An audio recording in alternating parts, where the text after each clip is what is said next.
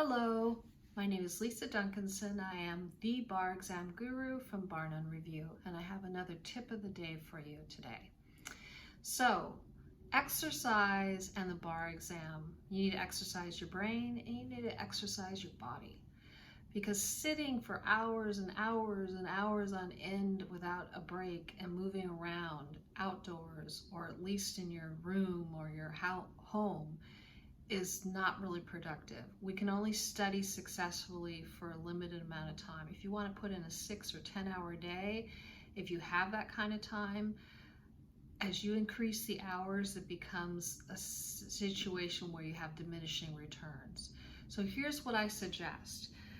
Whatever you're studying, and I'll get to more on what I think you should be studying, I do not believe you should be studying a 150-page outline for contracts. I think you should be looking at something much briefer than that, because a lot of these courses, especially the National Bar Review courses, which we're becoming one, by the way, we are opening our Uniform Bar Exam, releasing that in July 2021.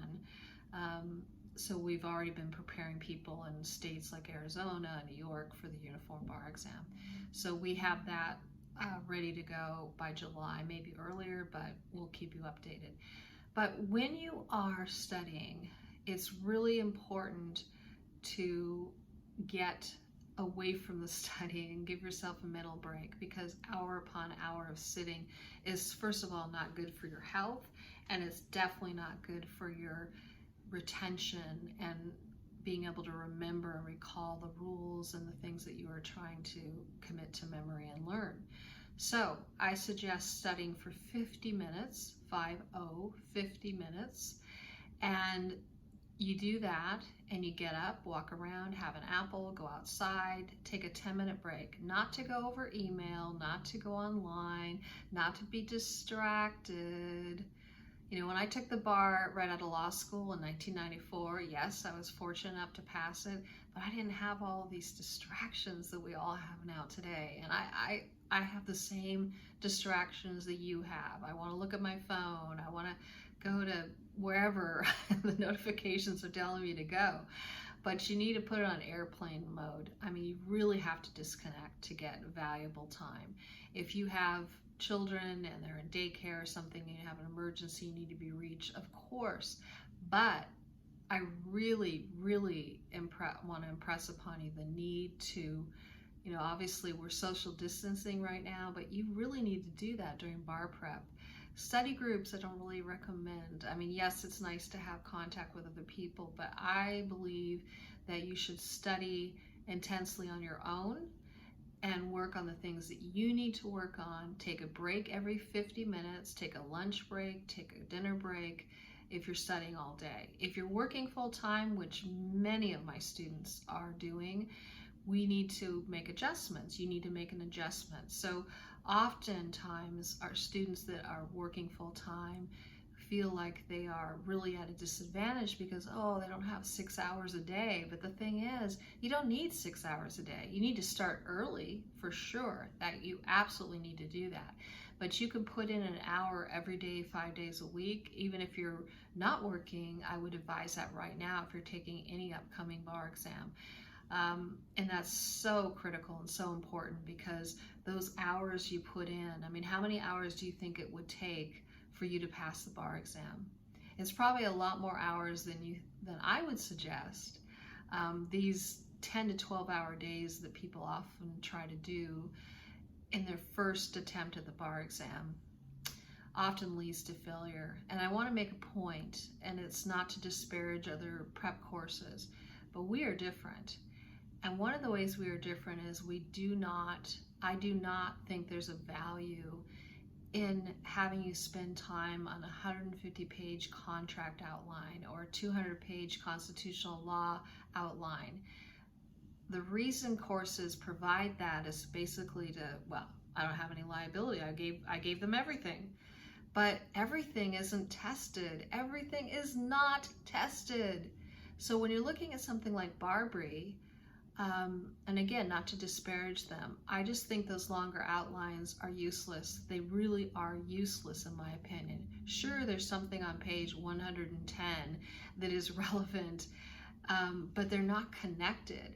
So when you're looking at something to have an approach for the First Amendment, which is one of the videos that you can check out that I just did today, actually, it gives you an approach where we talk about content-based restrictions, content-neutral restrictions, prior restraint, overbreadth, and void, or the vagueness issue, that where it could be void for vagueness. You have to address all of those. And in these long outlines, it'll all be there, but it's not put together.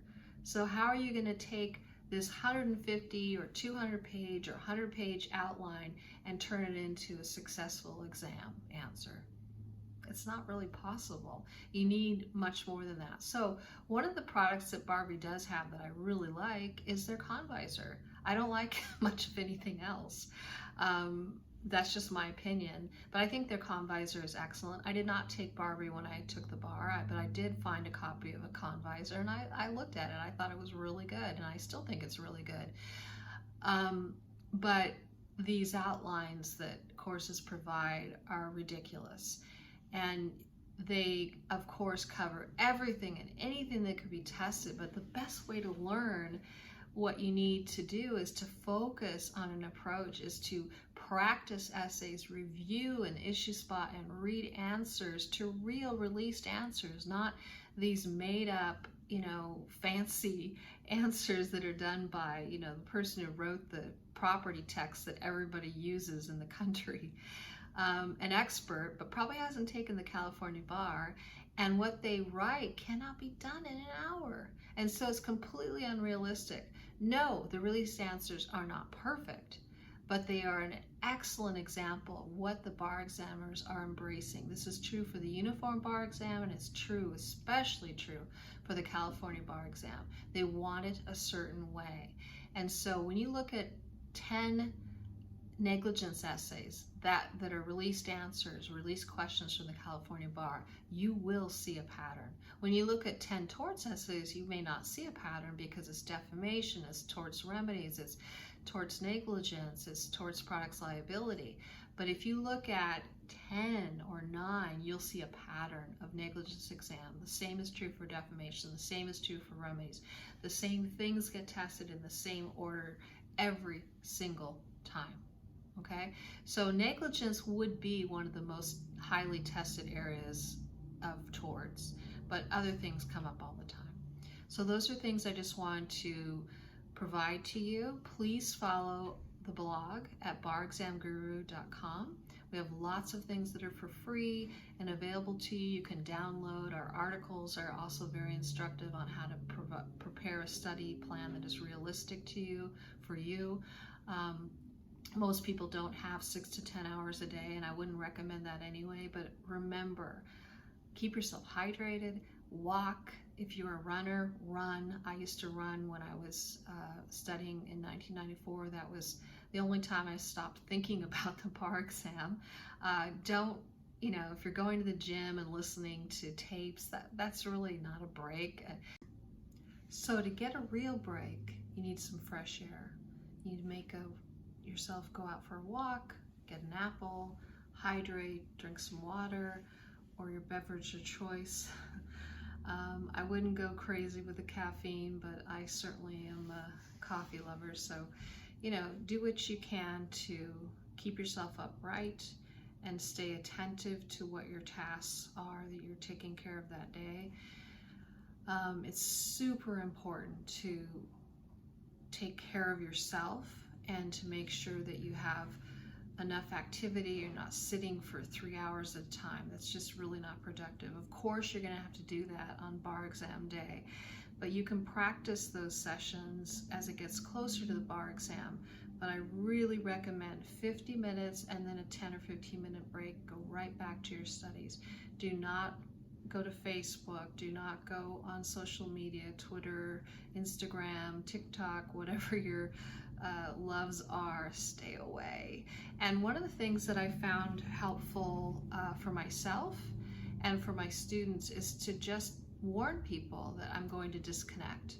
So if you're studying for the bar exam and you're really getting serious about it, which is what you should be doing when you're preparing for the bar exam. Let your family and friends know. And it doesn't mean you can't have fun. It doesn't mean you can't go out. It doesn't mean you can't stop going to movies. You have to stop going to movies. In fact, what I recommend to my students, whether they're working full-time and studying part-time or studying full-time, is to take Friday nights off. Go out to dinner with your loved one or friend, go to a movie. I went to movies pretty much every Friday during my full-time bar prep. And it was the only time besides exercise where I truly didn't think about the exam. So it was the only break I had, and you need breaks. So, don't socialize in settings that are going to be, how are your studies going? You think you're gonna pass? Are you ready? Are you ready? Are you ready? I couldn't stand that. So I played on a softball team. I'm a terrible baseball player, but yeah, so I did that on Fridays. And then when that season ended during bar prep, I started going to movies by myself, okay? If you don't want to go by yourself, go with somebody, but I just found that to be a mental break that I needed, and you do need to have some social outlet and release, okay?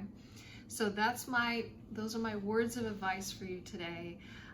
Please get started on your studies. Please follow the blog at barexamguru.com. You can also take a look at our other websites, barnunreview.com and barexamcramsession.com. But the blog will keep you up to date and provides lots of useful things for free. And it'll also let you know when our upcoming courses are if you're interested in that. All the best to you in your studies, and stay healthy, stay safe, and study well, productively. All the best.